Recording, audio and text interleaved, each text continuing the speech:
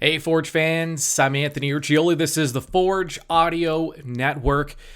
Focus on Forge. Forge now focused on Toronto FC. Finally, Forge no longer has to call Toronto FC a distraction. Now they are the objective. Saturday, Tim Hortons Field in Hamilton. Seating was expanded, so tickets are available for the match. 7 o'clock is the scheduled start time between Forge and Toronto FC, the 2020 Canadian Championship.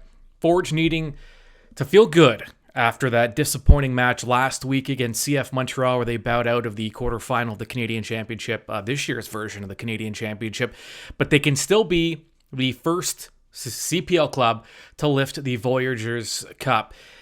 Feeling pretty good after a win in Edmonton. FC Edmonton made it as difficult as possible. Fortunate to come back from two different deficits, and they needed to score 4 goals. They needed all 4 of those goals to secure a 4-3 win against Edmonton Tuesday night. Tristan Borges with the first ever hat trick in Forge FC history.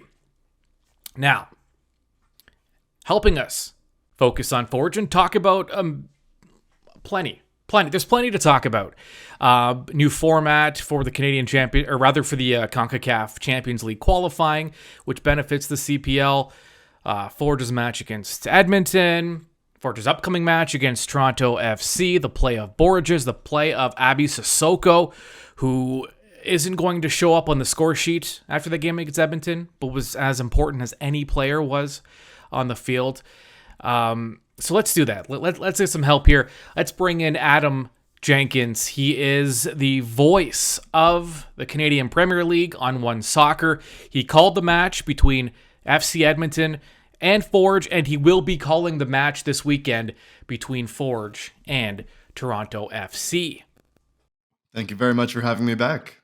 Yeah, I'll get to Forge in a sec here, but I thought the news today was interesting. You know, we had heard that Canadian clubs were going to get another spot in the Yep. Champions League or in the CONCACAF League. So the idea that now there's essentially 3 paths for CPL teams to potentially qualify is the way I'm interpreting it here. Yeah, it's a dream come true for the league. It's pretty much everything we had sort of forecasted or predicted it might be. What I love and what I think a lot of the coaches and players will love is that there's finally more meaning for the regular season. Before it had just been in the various iterations of our playoff format in the Canadian Premier League. It's been um, home field advantage in some cases. They're hosting leg 2 in a home and away tie, but now there is the bona fide big time carrot for you at the end of it, where you guarantee your place in CONCACAF Champions League if you win the regular season. And you're right, if a Canadian Premier League team is able to have a year where they win the Canadian Championship, then they get that path too. So as it stands, moving into next year when the qualifying for this will really kick in, you will have an opportunity for 33% of your league when Langley, whatever they will be called, it joins 33% of the Canadian Premier League, could be playing in Champions League as well. So it's a massive victory for the CPL today. Yeah, and it's what's great. You know, we talk about this adding extra weight to the regular season. Home fields in the playoffs, it's nice, but it's not enough. You know, we look at soccer around the world, and there's a lot of meaning behind the domestic campaigns. And when you add a playoff format, which I'm in favor of, it does diminish the regular season a little bit. So as you said, this is all around good news for the Canadian Premier League. Absolutely. And I think you'll ask everyone, everyone will have a different preference, whether it's a certain league they grew up on and how they crown champions and how they do their cups. And obviously a lot of those leagues have more teams than the 9 we will have in the 8 we've had for the past 3 seasons. So there's everyone has a way. Some people, yours truly included, will say that you should have the winner of the regular season getting a bye one step closer, whether that's right to the final or in their semifinal. They only need to win one of the 2 matches. So if they go on the road and they win, it's done right there. If they lose, they get another chance at home. Clean slate. There's all sorts of ways you can do it. And like I said, it just boils down to big day for the league. And I think there's going to be a lot of excited people in the world of Canadian football. Yeah. Yeah, because at the end of the day, finishing first, you get a home match against the 4th place club. The way we've, especially this season with the type of parity, I mean, that Mm-hmm. could be Forge. So we could see a Pacific Forge, first round matchup, and it just doesn't seem, like the way it should be. But anyways, speaking of Forge, that's what we do here. So the match against Edmonton was really interesting to watch. It looked almost like disaster is a bit of an exaggeration, but Forge had been Not too far talking. from an exaggeration. No, because Forge had been talking about it being a must-win just after what happened in Montreal. Then to lose in Edmonton would have just been rough. Going and then having to go into that match against Toronto FC, a sigh of relief, I would think, from Coach Bobby Smirniotis after that match. Oh, there's no doubt about it. And in the post game, he was a little bit more optimistic on his view of the first half. For me, it was nowhere near good enough. And I think he said from the 5th minute we took control of the match, and I thought to myself, that's fine. But if you want to be building the momentum and getting back to the Forge football that they've all been speaking about, then you need to be miles better in the second 45. And they were, to their credit. These are always weird weeks, and this is a weird week, if you will, because you know what's coming up at the weekend. And before, in different cups, you can say we're sort of only keeping half an eye on what's to come. But you go midweek, you got to travel from Hamilton to Edmonton. They had a weird, very congested travel schedule. So I think they only flew in the day before the match, played the game, and then they got right back to Hamilton last night. And then you have a chance to lift the Voyageurs Cup. So it's weird for the team, and I don't want to keep making excuses for them because they showed in the second half that they don't need to hear them, but they're still so flat and depleted at the back. In the back four, if we really want to talk about the game, Rama was a sensation at right back. It was as good as he's looked in orange or gray yesterday, technically. But there's a lot of positives to take from what they did. But you're right. It was near disaster for them. Someone is eventually going to be the team that Edmonton gets their first win of the season from. In Forge's case, that is the last thing that they want in the lead up to the Canadian Championship. All the questions, all the doubts, if you will, because after this, they're going back to the winningest club in Canadian Championship history, and they need to have their mind right. And to get a player like Tristan Borges with that kind of confidence, first hat trick in club history, the second half sort of took a lot of that pressure off. Yeah, I mean, it's great to see from Borges. And when I was asking my questions to Coach Bobby after the match against Edmonton, Borges is the obvious standout from that match.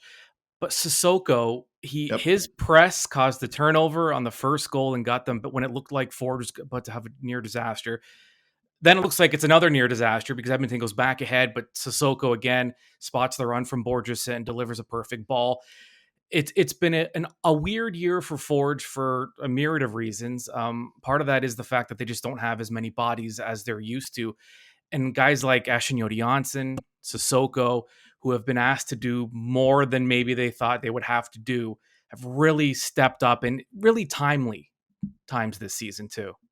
Yeah, Sissoko was a revelation last night. That the assist of the season, maybe even the team goal of the season. There's been some incredible strikes, incredible finishes every single round. We do those halftime highlight packs of what happened last week. And even though I do so many games, I keep watching it over and over again. Like, oh, I forgot how good that was. There's just been that many, Right. but it's the timing of every moment in the second Borges goal. And it's a perfect pass. Now, Tristan's got some work to do to finish it with the right foot, especially for Tristan in that moment. But it's the timing, the off-ball movement, and Sissoko rewarded with the assist there. But yeah, when you can have a player like that, and he wasn't an unknown commodity to the Canadian Premier League when Forge signed him, and I think there's still a few fans on the East Coast who wish he went back to Halifax. You see that even when things aren't going to go right for Forge in terms of injuries and fitness, you have the versatility, and we're almost going to get to the point in the Canadian Premier League where we're going to need an MVP and an MOP, most versatile, and then most outstanding, kind of like the Canadian Football League does it. So Sissoko would be right up there with Ashinodi Janssen, who again were great. And I just think they finally were rewarded for the system and the commitment to Forge football in the second half of that match. And it's just going to be something to take all the momentum from and give everything. This is going to be it for Forge. They can still be the first Canadian Premier League side to lift the Voyageurs Cup. Can they get by TFC in a one match at home? Of course they can. Yeah. Well, that's interesting because Forge has had there's been a lot of attention at Tim Hortons Field the last week or so. Media, the interview requests. it would have been impossible to completely just forget about Toronto FC and focus on Edmonton. I mean, just the sheer psychology of it. And they get by Edmonton. Now they can finally start thinking Toronto. And how big of a difference does it make that Forge is playing that match at home versus at BMO Field?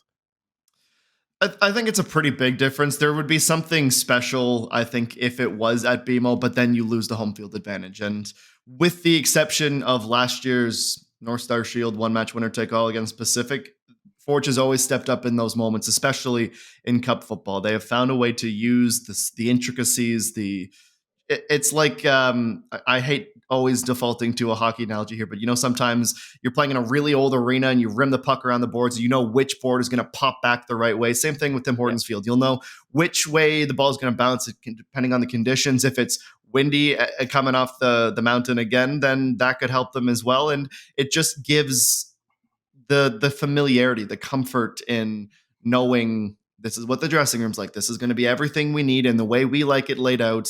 And it's going to just be one more reason for them to believe that they can do it. And of course, everyone who has a ticket is going to be treated, win or lose. It's going to be a special night and what we hope will be the first of many encounters between like big brother and little brother in this moment.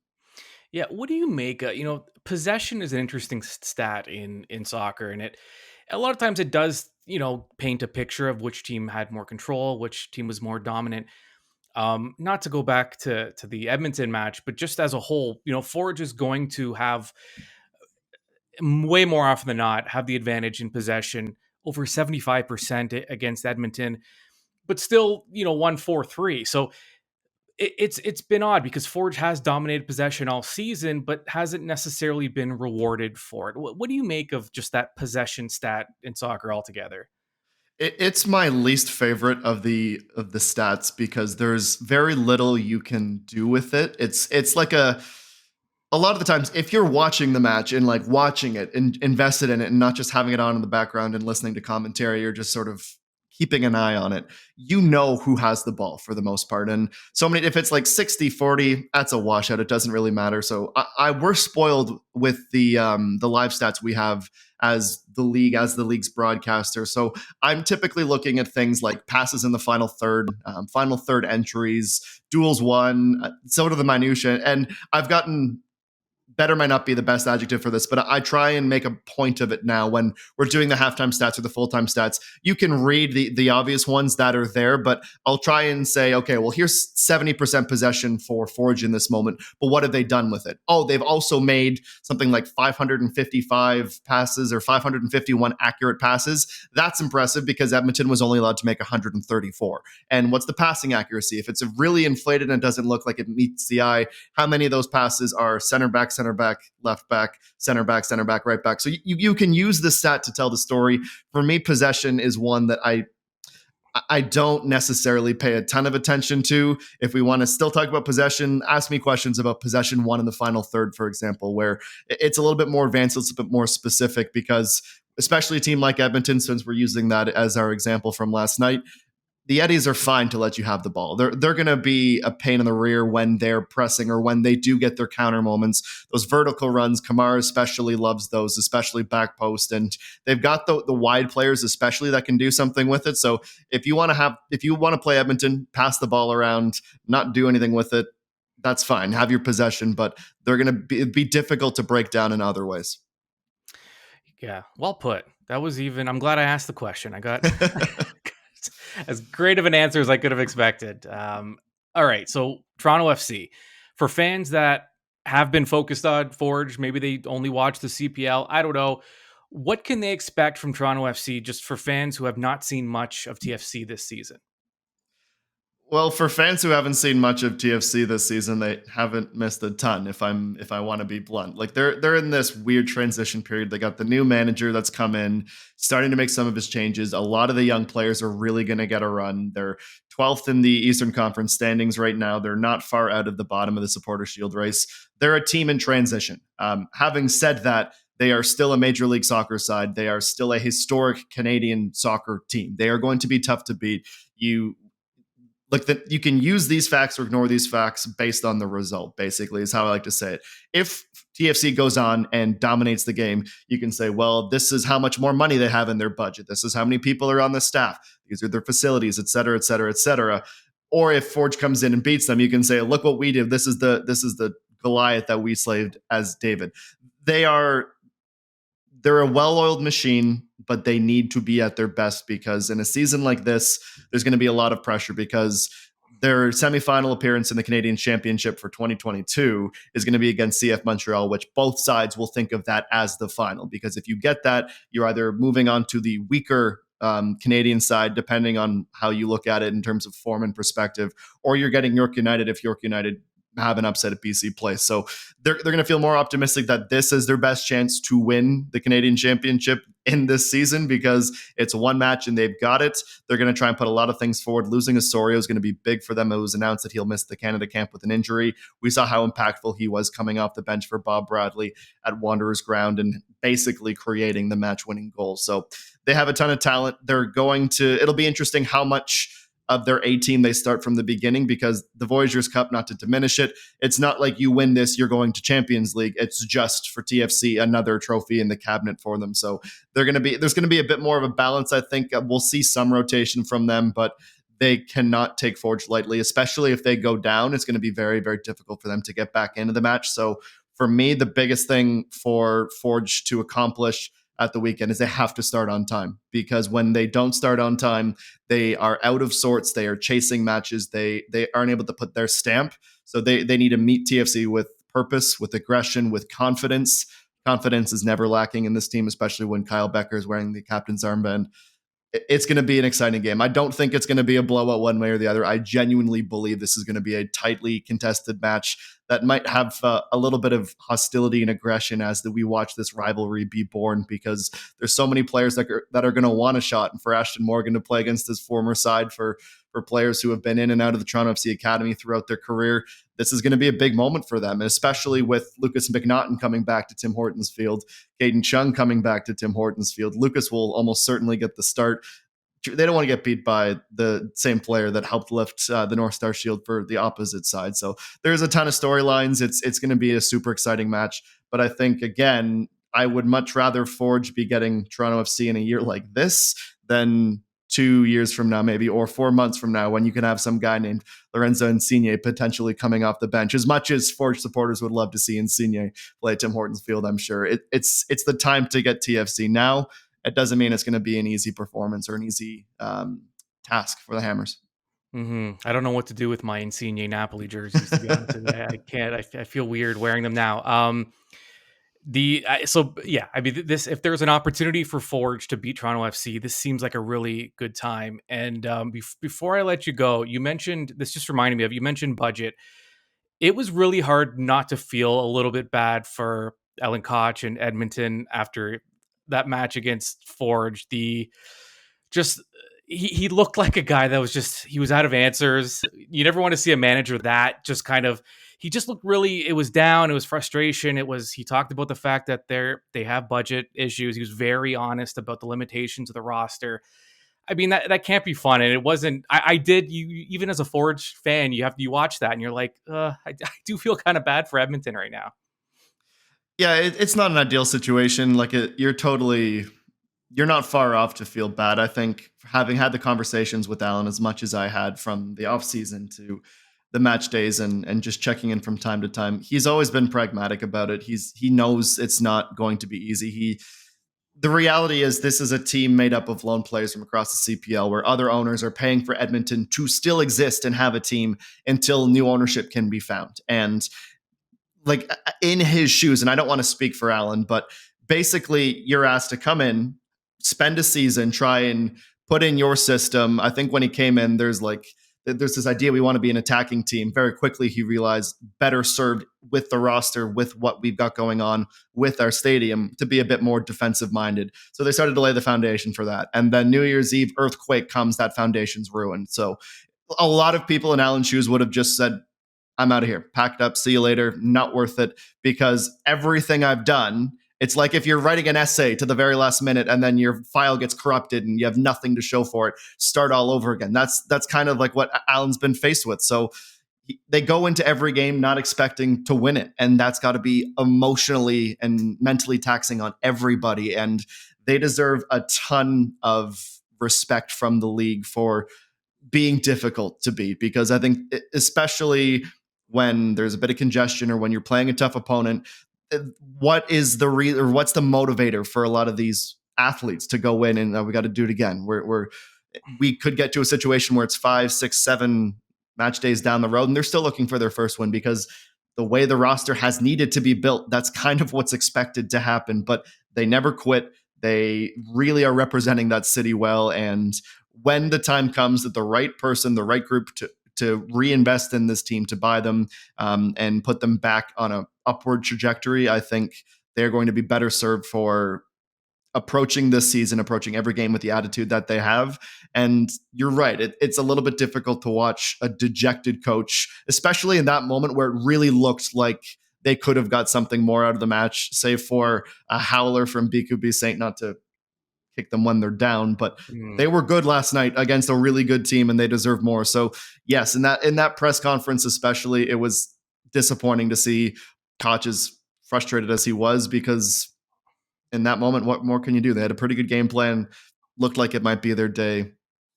Try again next week for the Eddies, and they'll keep doing that until the end of the season. And just, we hope nothing but the best for the right owner to come in, because Alan Koch especially, and the staff, Todd May and everyone there, deserve it.